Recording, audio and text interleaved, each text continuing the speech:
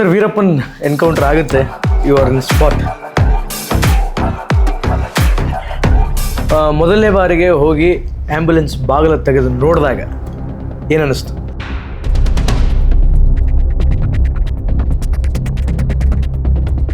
ಅಂದರೆ particular you people demanded for both government, ನಮ್ಗೆ ಇಂಥ ವೆಪನ್ಸ್ಗಳೇ ಬೇಕು ಅಂತ.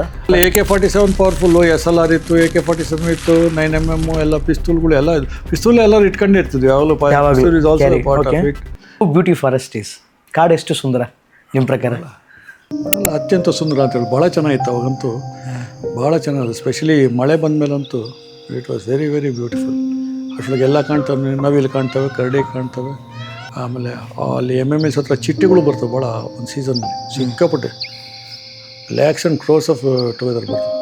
ಬಟರ್ಫ್ಲೈ ಹೌದಾ? ಅದು ಬೇರೆ ಬೇರೆ. ಆಮೇಲೆ ವಾಸನೆಗಳು ಬೇರೆ ಬೇರೆ ಇರ್ತವೆ, ಗಿಡದ ಏನೇನೋ ಒಂದೊಂದು ಕಡೆ ಒಂದೊಂದು ಥರ ಫ್ಲೇವರ್ ಎಲ್ಲ ಇರ್ತವೆ.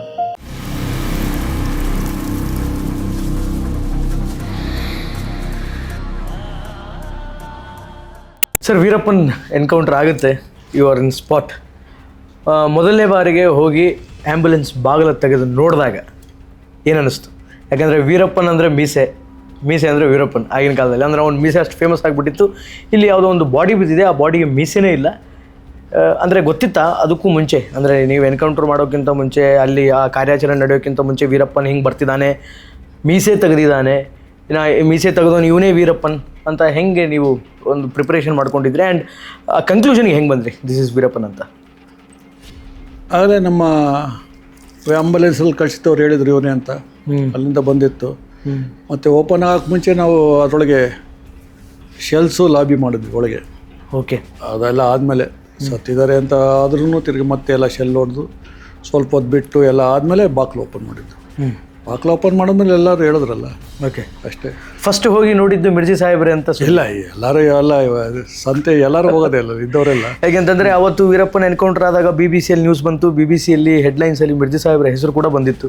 ಸೊ ಅದರಿಂದ ಮಿರ್ಜಿ ಸಾಹೇಬ್ರು ಮುಂದಾಳತ್ತು ತೆಗೆದುಕೊಂಡಿದ್ರು. ಮೊದಲು ಹೋಗಿ ಆ್ಯಂಬುಲೆನ್ಸ್ ಬಾಗಿಲು ತೆಗೆದು ನೋಡಿದ್ದು ಮಿರ್ಜಿ ಸಾಹೇಬ್ರು ಅಂತ? ಇಲ್ಲ, ಹಂಗೇನಿಲ್ಲ, ಎಲ್ಲರೂ ನೋಡಿದ್ದಾರೆ. ಬಟ್ BBC ರಿಪೋರ್ಟರ್ ಬಂದಾಗ ನಾನು ಮಾತಾಡಿದ್ದೀನಿ ಅಂತ ಕಾಣಿಸ್ತದೆ. Okay, I don't remember that. And first ಅವತ್ತು ಮೀಡಿಯಾಕ್ಕೆ ರಿಪೋರ್ಟಿಂಗ್ ಮಾಡಿದ್ದು ತಾವೇ ಇರ್ಬೋದೇನೋ. ಏನು ಹೇಳಿದ್ರಿ ಅವತ್ತು ಅಂತ? ಏನಾಗಿದ್ದು ಅಷ್ಟೇ ಸಣ್ಣದಾಗಿ ಹೇಳಿದ್ವಿ, ಜಾಸ್ತಿ ಹೇಳಿಲ್ಲ. ಹಾಗೆ. ಮತ್ತು ನಾವು ಅವತ್ತು ಹೇಳಿದ್ವಲ್ಲ, ಇದಾದಮೇಲೆ ಏನು ಪ್ರಚಾರಕ್ಕೆಲ್ಲ ಹೋಗಬಾರ್ದು, ಇದನ್ನ ಅಲ್ಲೇ ನಿಲ್ಲಿಸ್ಬಿಡ್ಬೇಕು ಅಂತ ಮಾಡಿ. ಇಷ್ಟು ದೊಡ್ಡ ಕಾರ್ಯಾಚರಣೆಗೆ ಹೋಗ್ತಿದ್ದೀರಿ, ವೀರಪ್ಪನ್ ಅನ್ನುವಂಥ ಒಬ್ಬ ನಟೋರಿಯಸ್ ಒಬ್ಬ ಕ್ರಿಮಿನಲನ್ನು ಮಟ್ಟ ಹಾಕೋಕೆ ಹೋಗ್ತಾ ಇದ್ದೀರಿ. ಫ್ಯಾಮಿಲಿ ಸಪೋರ್ಟ್ ಹೆಂಗಿತ್ತು?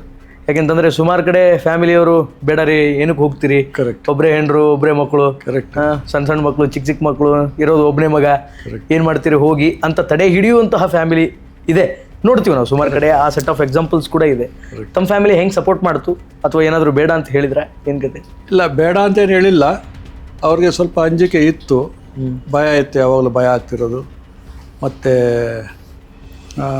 ನಾನು ಯಾವಾಗಲೂ ಯಾವುದಾದ್ರೂ ಕೆಲಸ ಹಿಡಿದ್ರೆ ಬಿಡೋದಿಲ್ಲ, ಸಕ್ಸಸ್ ಆಗೋರ್ಗು ಬಿಡೋದಿಲ್ಲ. ಓಕೆ. ಒಂದು ಬಾರಿ ಇದಕ್ಕೆ ಇಂಟ್ರೆಸ್ಟಿಂಗ್ ಇದು ಇದೆ. ಒಂದು ನನ್ನ ವೈಫು ಚಿಕ್ಕಮಂಗ್ಳೂರಿನವರು, ಬೀರೂರಿನವರು, ಅಲ್ಲಿ ಒಂದು ದೇವಸ್ಥಾನಕ್ಕೆ ಕರ್ಕೊಂಡು ಹೋದ್ರು. ಇದು ಆಪ್ರೇಷನ್ ಆಗಬೇಕಾದ್ರೆ ಆ ದೇವಸ್ಥಾನಕ್ಕೆ ಹೋಗಿ ಅಲ್ಲಿ ಮೈ ಮೇಲೆ ದೇವರೆಲ್ಲ ಬರ್ತಾರಲ್ಲ, ವೀರಭದ್ರ ಅಂತೇಳಿ, ಆ ಕೆಂಡ ಎಲ್ಲ ಮಾಡ್ತಿದ್ರು. ಆ ಕೆಂಡದ ಮೇಲೆ ಎಲ್ಲ ವಾಕ್ ಮಾಡಿದ್ವಿ. ಆವಾಗ ಅವ್ರು ಬಂದು ಅಲ್ಲಿ ರಂಭಾಪುರಿ ಜಗದ್ಗುರುಗಳು ಇದ್ದರು, ಅವತ್ತು ಆ ಫಂಕ್ಷನ್ಗೆ ಬಂದಿದ್ದರು. ಆವಾಗ ಅವ್ರು ಹೇಳಿದ್ರು, ಮೈ ಮೇಲೆ ದೇವ್ರು ಬರೋರು, ನೀನು ಅದಕ್ಕೆ ಹೋಗಬೇಡ, ವೀರಪ್ಪನ ಆಪ್ರೇಷನ್ನು, ಅಲ್ಲಿ ಹೋಗ್ಬಾರ್ದು, ಅವ್ನು ಮಹಾ ಶಿವಭಕ್ತ ಇದ್ದಾನೆ, ಅಕಸ್ಮಾತ್ ನೀನು ಹೋದ್ರೆ ನೀನು ಕಟ್ ಅಂತ ಹೇಳಿದ್ರು. ಸೇಮ್ ವರ್ಡ್ಸ್ ಹಿಂಗೆ ಕಟ್ ಅಂದರು. ಇವರೆಲ್ಲ ಅವಾಗ ಗಾಬರಿ ಆಗಿದ್ರು. ನಿಮ್ಮ ಮನೆಯವರು ಎಲ್ಲರೂ ಸ್ವಾಮೀಜಿನೂ ರಂಭಾಪುರಿ ಈಗಿರೋರೇ ಸ್ವಾಮೀಜಿಯವರು, ಅವರು ಇದ್ದರು.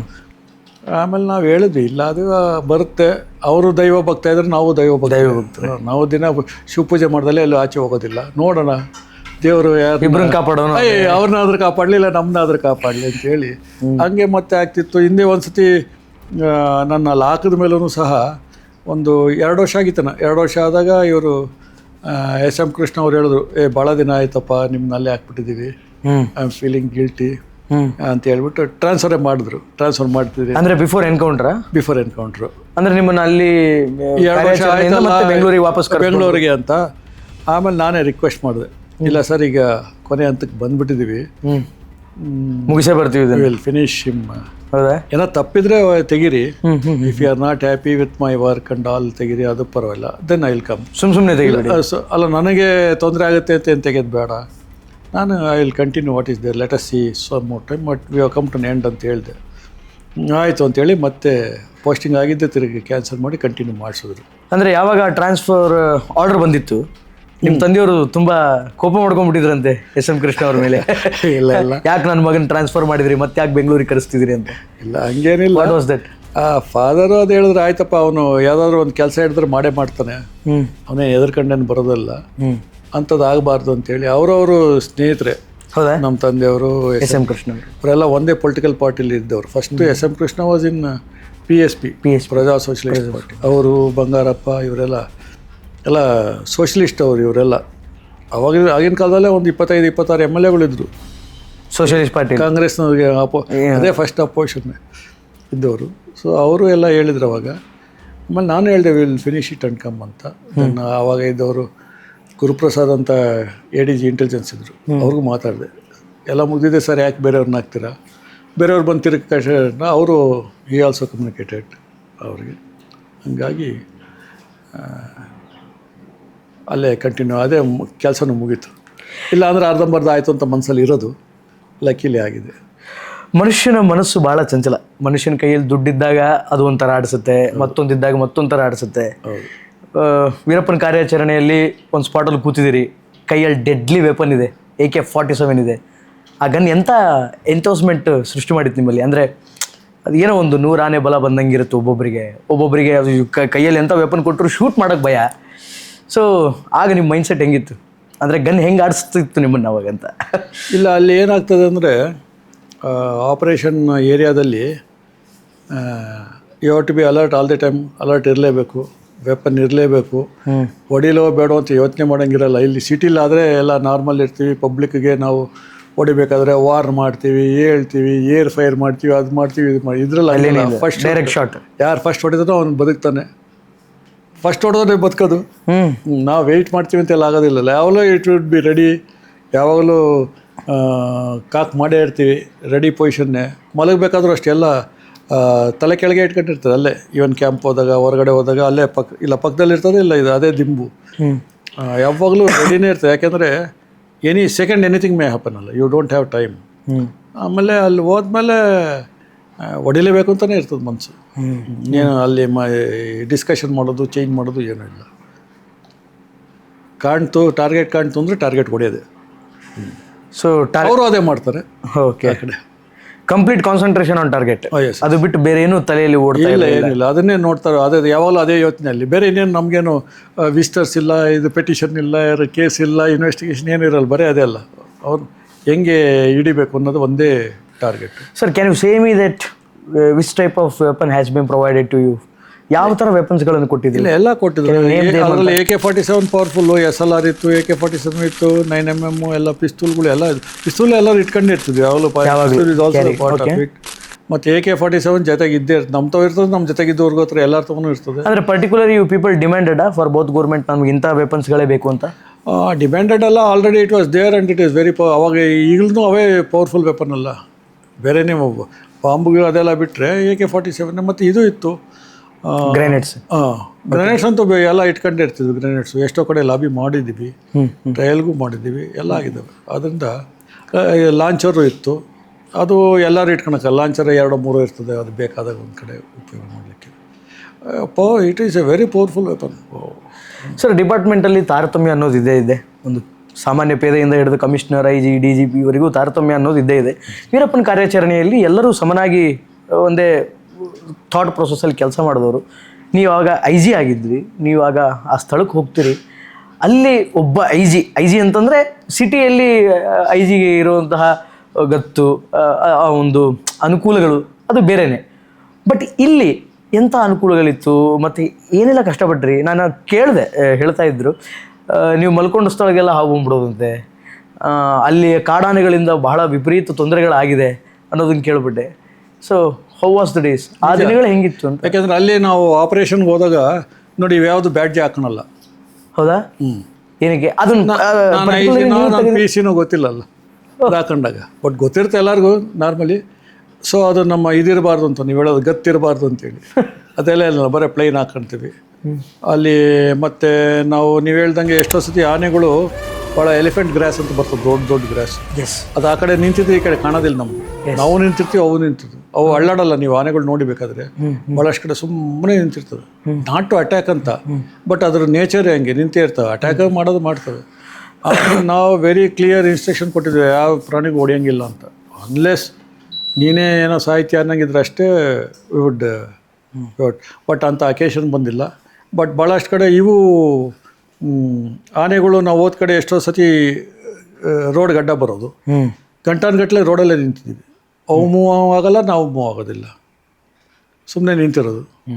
ಆಮೇಲೆ ಅವು ಹೋದ್ಮೇಲೆ ನಾವು ಪಾಸ್ ಆಗ್ತಿದ್ವಿ. ಮತ್ತು ಈಗ ಅದಕ್ಕಿಂತ ಡೇಂಜರ್ ಈ ಕಾಡಂದಿಗಳಿದ್ವು.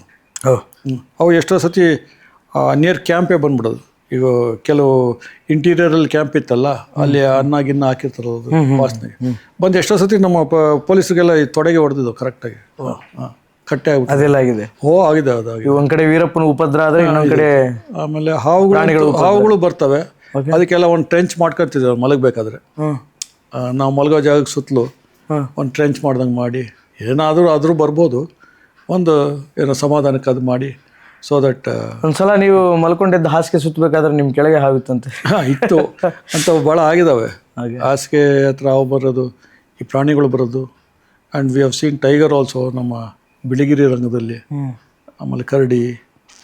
ಆಮೇಲೆ ಅವಾಗ ಯಥೇಚ್ಛ ಆಗ್ಬಿಟ್ಟಿತ್ತು, ಏನು ಬೇಟೆಗಾರರು ಯಾರು ಬರ್ತಿರ್ಲಿಲ್ಲ. ಸುಮಾರು 10 ವರ್ಷ ಆಯ್ತಲ್ಲ ಇದೆ ವೀರಪ್ಪನ ಬೇಟೆಗೆ ನಿಂತು. ಸೊ ಪೊಲೀಸರು ಬಿಟ್ಟರೆ ವೀರಪ್ಪನ್ನು. ಸೊ ಬೇರೆಯವ್ರು ಯಾರು ಬೇಟೆ ಆಡೋರು ಇರಲಿಲ್ಲ. ಹಂಗಾಗಿ ಪ್ರಾಣಿಗಳು ಸಿಕ್ಕಾಪಟ್ಟೆ ಆಗ್ಬಿಟ್ಟಿದ್ವು. ಏನು ಪ್ರಾಣಿಗಳು ಅಂದ್ರೆ ಅಷ್ಟು, ಆನೆಗಳಾಗಲಿ, ಹುಲಿ ಆಗಲಿ, ಇವು ಕರಡಿಗಳಾಗಲಿ, ಜಿಂಕೆ, ಸಾರಂಗ ಭಾಳ ಆಗಿದ್ವು ಅಲ್ಲಿ. ಭಾಳ ಪಾಪ್ಯುಲೇಷನ್ ಜಾಸ್ತಿ ಆಗಿತ್ತು. ವೀರಪ್ಪ ಅಂತಾನೆ ಹೊಡೆಯಂಗಿದ್ರೆ ಅವ್ನು ತಿನ್ನೋಕ್ಕಷ್ಟೇ ಹೊಡಿತಾನಲ್ಲ, ಜಾಸ್ತಿ ಹೊಡೆಯೋಕ್ಕಾಗಲ್ವಲ್ಲ. ಅಲ್ಲ ಅವಾಗ ಮೊದಲೆಲ್ಲ ಮಾಡ್ತಿದ್ದ ಬೇರೆ ವಿಷಯ. ಹಂಗಾಗಿ ಅದ್ರದ್ದು ಪಾಪ್ಯುಲೇಷನ್ ಜಾಸ್ತಿ. But we were very careful. ಒಂದು ಸತಿ ನಾವು ಒಂದು ಕಡೆ ಇನ್ಫಾರ್ಮೇಷನ್ ಬಂತು, ಇದಾನೆ ಅಂತ, ಈ ಗುಡ್ಡದಲ್ಲಿ ಬಂದುಬಿಟ್ಟಿದ್ದಾನೆ ಅಂತ ವೀರಪ್ಪನ್. ಎಲ್ಲ ನುಗ್ಗಿದ್ವಿ, ಎಲ್ಲರೂ ನುಗ್ಗಿ ನಮ್ಮ ಪಾರ್ಟಿ ಎಲ್ಲ ತೊಗೊಂಡೋಗಿ ವಿ ಸರೌಂಡೆಡ್ ದಟ್ ಹಿಲಕ್. ಸಣ್ಣ ಹಿಲಕ್ ಇತ್ತದು. ಅದು ಹಿಲಕ್ ಇತ್ತು. ಎಲ್ಲ ಕವರ್ ಮಾಡಿ ಏನು ಅಲ್ಲೇ ಓಡಾಡ್ತಾನೆ ಇದೀವಿ. ಈ ಕಡೆಯಿಂದ ಹೋಗ್ತಾರೆ, ಆ ಕಡೆಯಿಂದ ಹೋಗ್ತಾರೆ. ಏನಾದರೂ ಎಲ್ಲೋ ಅವನು ಕಾಣ್ತಿಲ್ಲ. ಒಳಗೆ ಹೋಗೋಕ್ಕೂ ಏನೋ ಹೊಡೆದ್ಬಿಟ್ಟಾನು ಅಂತ ಕವರ್ ತಗೊಂಡೇ ಹೋಗ್ಬೇಕಲ್ಲ. ಎಲ್ಲನೇ ವಾರ್ ಫೀಲ್ಡ್ಗೆ ಹೋದಾಗ ನೀವು you should protect yourself first, otherwise you are dead. ಹಾಗಾಗಿ ಆಮೇಲೆ ನೋಡ್ತೀವಿ ಸಡನ್ನಾಗಿ ಆನೆ ಬಂದ್ಬಿಡ್ತು. ನಾನೊಂದೇ ಆನೆನೇ ನಮ್ಗೆ ಕಂಡಿಲ್ಲ, ಇವನು ಹೆಂಗೆ ಕಾಡ್ಬೇಕಂತ. ಆಮೇಲೆ ಈ ಆನೆ ನಮಗೆ ಚೇಸ್ ಮಾಡ್ತದೆ ಕರೆಕ್ಟಾಗಿ ಅವತ್ತು. ಚೇಸ್ ಮಾಡ್ತೀನಿ ಸದ್ಯ ಅಲ್ಲೇ ಒಂದು ಹಿಲಕ್ ಅಂತ ಹೇಳಿದ್ನಲ್ಲ, ಅದು ಹತ್ತಿದ್ವಿ ನಾವು. ಬನ್ನಿ ಸರ್ ಅಂತ ಎಲ್ಲರೂ ಕೆಲವ್ರು ಹತ್ಕೊಂಡ್ರು, ಕೆಲವ್ರು ಆ ಕಡೆ ಹೋದರು. ಅಲ್ಲೂ ನಾವೇನು ಅದಕ್ಕೇನು ಹಾವು ಮಾಡಲಿಲ್ಲ. ಹಾಗೆ ಭಾಳಷ್ಟು ಕಡೆ ಆಗಿದ್ದಾವೆ. ಬಟ್ ಆನೆಗಳು ಅವಕ್ಕೂ ರೂಢಿ ಆಗಿದ್ವೇನೋ ಅದೆಷ್ಟು. ನಾವು ಸುಮ್ಮನೆ ನಿಂತರೆ ಅವು ಸುಮ್ಮನೆ ಇರ್ತವೆ, ಅನ್ಲೆಸ್ ಯು ಪ್ರೊವೋಕ್. ಒಂದೊಂದು ಸತಿ ಸಡನ್ನಾಗಿ ಅಕ್ಕಪಕ್ಕ ಬಂದಾಗ ಆ ಥರ ಆಗ್ತದೆ. ಸರ್, ಔಟ್ ಆಫ್ ಕಾಂಟ್ರಾಕ್ಟ್ ಒಂದು ವಿಚಾರ, ಹೌ ಬ್ಯೂಟಿ ಫಾರೆಸ್ಟ್ ಈಸ್? ಕಾಡು ಎಷ್ಟು ಸುಂದರ ನಿಮ್ಮ ಪ್ರಕಾರ? ಅತ್ಯಂತ ಸುಂದರ ಅಂತೇಳಿ ಭಾಳ ಚೆನ್ನಾಗಿತ್ತು ಅವಾಗಂತೂ. ಭಾಳ ಚೆನ್ನಾಗಿದೆ. ಸ್ಪೆಷಲಿ ಮಳೆ ಬಂದ ಮೇಲಂತೂ it was very very beautiful. ಅಷ್ಟೊಳಗೆ ಎಲ್ಲ ಕಾಣ್ತವೆ, ನವಿಲು ಕಾಣ್ತವೆ, ಕರಡಿ ಕಾಣ್ತವೆ. ಆಮೇಲೆ ಅಲ್ಲಿ MMS ಹತ್ರ ಚಿಟ್ಟಿಗಳು ಬರ್ತವೆ ಭಾಳ ಒಂದು ಸೀಸನ್ನಲ್ಲಿ, ಸಿಕ್ಕಾಪಟ್ಟೆ. Lakhs and crores of together ಬರ್ತವೆ. ಬಟರ್ಫ್ಲೈ ಹೌದಾ? ಅದು ಬೇರೆ ಬೇರೆ. ಆಮೇಲೆ ವಾಸನೆಗಳು ಬೇರೆ ಬೇರೆ ಇರ್ತವೆ, ಗಿಡದ್ದು ಏನೇನೋ ಒಂದೊಂದು ಕಡೆ ಒಂದೊಂದು ಥರ ಫ್ಲೇವರು ಎಲ್ಲ ಇರ್ತವೆ. ಜನನೇ ಕಾಣಲ್ಲ, ಜನ ಕಡಿಮೆ ಇಲ್ಲ ಅವಾಗ. ಸ್ಪೆಷಲಿ ಆಪ್ರೇಷನ್ ಆಗೋ ಟೈಮಿಗೆ ಯಾರು ಜನಗಳು ಬರ್ತಿರ್ಲಿಲ್ಲ. ಯಾಕೆ ಅವ್ರ ಸವಾಸ ನಮ್ಮ. ಆಮೇಲೆ ಏನೋ ಬಂದರೆ ಪೊಲೀಸರನ್ನ ಹಿಡ್ಕೊಂಡು ಹೋಗ್ಬಿಟ್ಟವ್ರು ನಮ್ಮನ್ನ ಅಂತ ಅದೊಂದು ಭಯ. ಇಲ್ಲ ಅವನು ಹಿಡ್ಕೊಂಡವನು ಅಂತ ಅದೊಂದು ಭಯ. ಆ ರೀತಿ ಒಬ್ಬೊಬ್ರಿಗೆ ಒಂದೊಂದು ಯೋಚನೆಗಳು ಇರ್ತಾವಲ್ಲ. ಬಟ್ ಫಾರೆಸ್ಟ್ ಚೆನ್ನಾಗಿರ್ತದೆ ಬಿಡಿ. You can